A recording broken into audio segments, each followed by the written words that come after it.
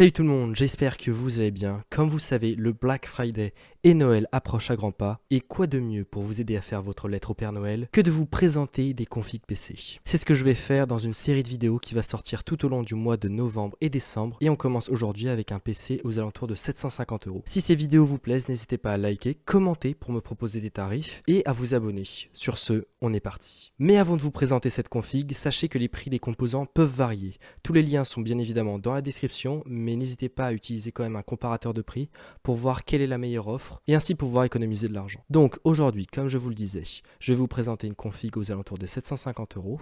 Pour commencer, au niveau de la carte mère, on va prendre une Gigabyte en B550 qui sera à 84 €, qui va donc du coup supporter les Ryzen 5e génération et qui aura 4 slots de RAM. On peut économiser un peu sur la carte mère en prenant une carte avec juste 2 slots, mais ça sera moins intéressant pour l'upgrade à l'avenir. Au niveau du processeur, on va prendre l'AMD Ryzen 5600, un très bon processeur pour sa gamme de prix, avec de très bonnes performances même encore aujourd'hui, qui est à 119 € actuellement. Pour le refroidir, on va prendre un ventirad de chez Cooler Master, le Hyper 212 Black, donc qui sera vraiment intéressant puisqu'il est à juste à peine 30 €. On peut faire des économies en enlevant le ventirad puisqu'il y a un ventirad directement d'intégrer dans la boîte du processeur, mais on aura de légères moins bonnes performances. Donc je vous conseille vraiment d'en prendre un à côté et de le remplacer, ce sera beaucoup plus simple. Au niveau de la RAM, on va prendre de la Corsair Vengeance.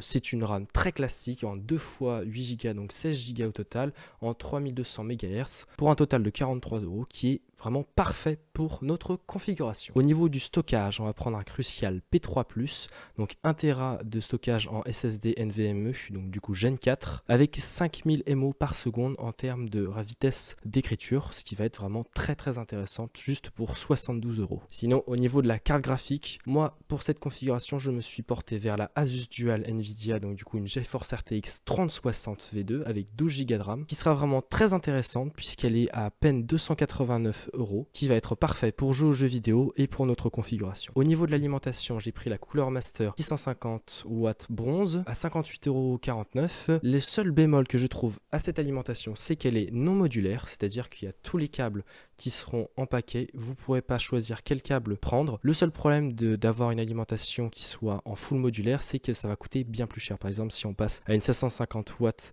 qui est full modulaire, comme vous pouvez le voir ici, elle est à presque 50 € de plus, ce qui va pas être franchement intéressant pour notre config puisqu'on n'aura pas besoin d'autant de watts et ça va nous permettre de faire des économies très facilement. Même si on va perdre de la place avec les câbles, il faudra bien les gérer au niveau du boîtier. Justement, niveau boîtier, on va prendre le MagForge 100M de chez MSI qui va être vraiment un très bon boîtier pour à peine 60 €, qui va être très intéressant avec une bonne place pour ranger les câbles et faire un bon esthétique de boîtier. Il a 3 ventilateurs de base, 2 RGB à l'avant et un non RGB à l'arrière, qui va vraiment être parfait pour cette configuration. Donc voilà le genre de config que vous pouvez avoir pour 750 €. Si vous avez des questions, des remarques ou alors que vous voulez que je fasse des configs dans des gammes de prix précises, n'hésitez pas à me dire ça dans l'espace commentaire. Si cette vidéo vous a plu, n'hésitez pas à liker et à vous abonner. Sur ce, moi je vous dis à la prochaine.